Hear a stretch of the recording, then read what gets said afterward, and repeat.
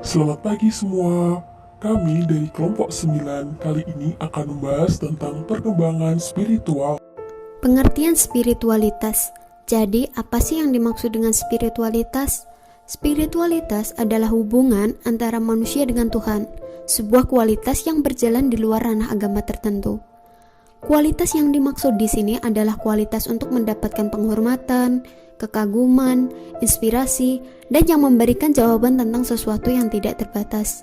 Sehingga spiritualitas itu sendiri melibatkan upaya untuk menjadi lebih baik dalam memahami alasan untuk hidup. Selanjutnya adalah perbedaan antara spiritualitas dengan agama.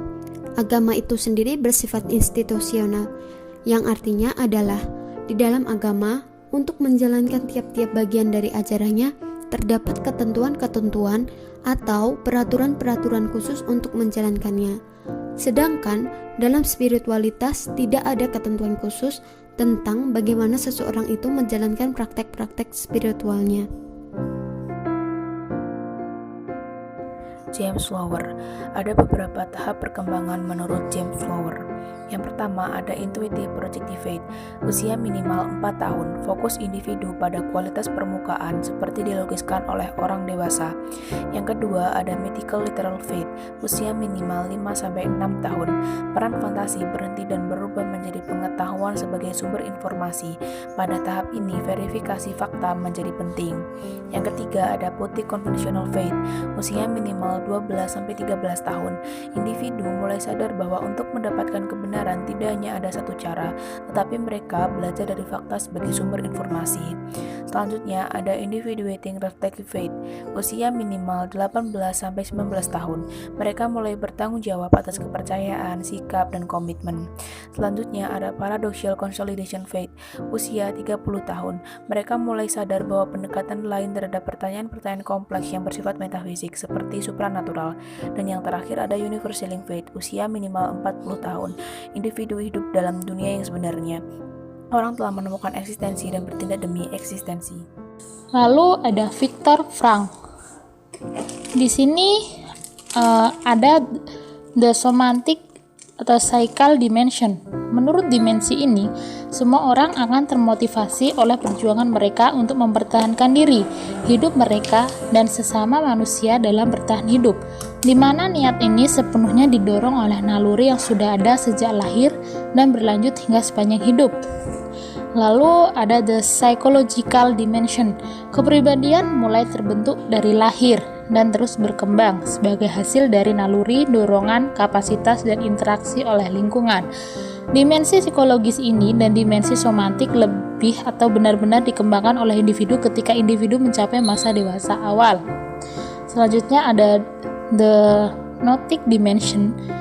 Dimensi ini berasal dari masa kanak-kanak, tetapi berkembang utamanya ada dalam tahapan perkembangan akhir, yaitu masa akhir remaja. Spiritualitas bukan hanya sebagai keyakinan religiusitas, tetapi juga sebagai totalitas dalam pencarian makna. Edward Wilson. Agama berkembang melalui 3 tahapan. Yang pertama, objectification. Pertama, sebuah persepsi akan dijelaskan. Kemudian objectification muncul di mana melibatkan gambaran dan pengertian yang sederhana. Misalnya, baik versus buruk, surga versus neraka. Yang kedua, ada komitmen. Manusia mencurahkan hidupnya pada gagasan di atas. Di luar komitmen ini, mereka mau membantu orang-orang yang memiliki atau melakukan hal yang sama. Yang ketiga, mythification. Pada tahap ini, sebuah cerita berkembang mengenai mengapa orang-orang religius memiliki tempat yang khusus di dunia. Cerita-cerita ini rasional dan meningkatkan pemahaman mengenai fisik sama bagusnya dengan dunia spiritual. Carl Jung. Menurut Jung, setiap individu mampu mengatasi tekanan, pengabaian, dan penolakan dalam kehidupan personal. Itu mengapa individu berkembang secara keseluruhan, sehingga keseluruhan bagian berintegrasi menjadi satu bagian diri. Proses ini yang menjadikan sebuah diri yang terintegrasi. Ada 2 tahap perkembangan spiritual. Bagian pertama menampakkan perbedaan dengan manusia lain. Yang bagian kedua, perubahan terhadap keseluruhan dan kesatuan pribadinya, menemukan arti dan tujuan hidupnya. Tokoh yang selanjutnya adalah Pitman. Pitman sendiri memandang spiritualitas sebagai rangkaian karakteristik motivasional atau yang disebut dengan motivational trait, kekuatan emosional umum yang mendorong, mengarahkan, dan memilih beragam tingkah laku individu. Pembahasan selanjutnya yakni aspek-aspek spiritualitas yang terdiri atas eksistensial, relasional, dan kognitif. Yang pertama, eksistensial. Aktivitas yang dilakukan oleh seseorang dicirikan oleh proses pencarian jati diri. Yang kedua, relasional. Tahap ini di mana manusia merasa bersatu dengan Tuhan. Seseorang membangun, mempertahankan, dan memperdalam hubungan personalnya dengan Tuhan. Yang ketiga, aspek kognitif. Dilakukan dengan cara menelaah literatur atau menelaah bacaan spiritual tertentu. Banyaknya literatur akan mempengaruhi kegiatan pencarian pengetahuan spiritual.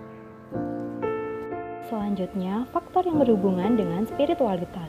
Menurut Dyson, ada 3 faktor nih yang berhubungan, yaitu pertama diri sendiri, sesama, dan Tuhan. Diri sendiri karena adanya keyakinan pada jiwa individu mengenai kepercayaan yang akan bertindak sebagai pengontrol diri individu. Kedua, sesama.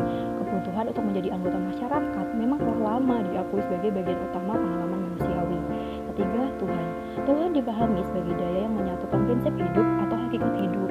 Karena kodrat Tuhan mungkin mengambil berbagai macam bentuk dan mempunyai makna berbeda bagi satu dengan yang lainnya. Lalu ada tambahan dari Howard, yaitu faktor yang berhubungan dengan spiritualitas, yaitu lingkungan. Lingkungan adalah segala sesuatu yang berada di sekitar seseorang. Karakteristik spiritualisme. Yang pertama, hubungan dengan diri sendiri. Yang kedua, hubungan dengan alam. Dan yang ketiga, hubungan dengan Tuhan. Hubungan dengan diri sendiri meliputi pengetahuan diri seperti siapa diri Anda, dan mengenai sikap seperti percaya kehidupan di masa mendatang. Kemudian hubungan dengan alam yang meliputi hubungan harmonis dan selaras dengan alam. Dan yang terakhir, hubungan dengan Tuhan meliputi sembahyang, berdoa, meditasi, perlengkapan keagamaan, dan kelompok agamis. Pembahasan selanjutnya, dimensi spiritual. Mengapa diperlukan dimensi spiritual? Fungsinya adalah untuk menjaga keselarasan diri dengan lingkungan luar. Dimensi spiritual sendiri terbagi menjadi 2, yakni eksistensial dan agama. Yang pertama, eksistensial. Eksistensial sendiri meliputi tujuan dan arti kehidupan seorang manusia. Kemudian agama. Agama sendiri dibagi menjadi dua lagi, yakni hubungan pertama, hubungan yang bersifat vertikal, yakni hubungan manusia dengan Tuhan, dan yang kedua dimensi horizontal. Dimensi horizontal ini terbagi jadi 2 lagi, hubungan manusia dengan diri sendiri dan hubungan manusia dengan orang lain. Untuk menutup pembahasan kali ini, marilah kita mendengarkan pendapat teman-teman kita mengenai pengertian spiritual. Tentang pengertian spiritual. Menurut saya spiritual itu adalah sesuatu yang ada dalam diri manusia, bukan yang perkara yang nampak. Terus bagaimana perkembangan spiritual responden dari kecil hingga saat ini? Perkembangan spiritual gimana ya?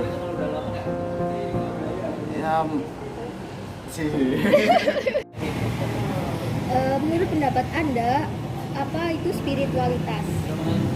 Menurut saya spiritualitas itu kebutuhan mendasar ya bagi manusia.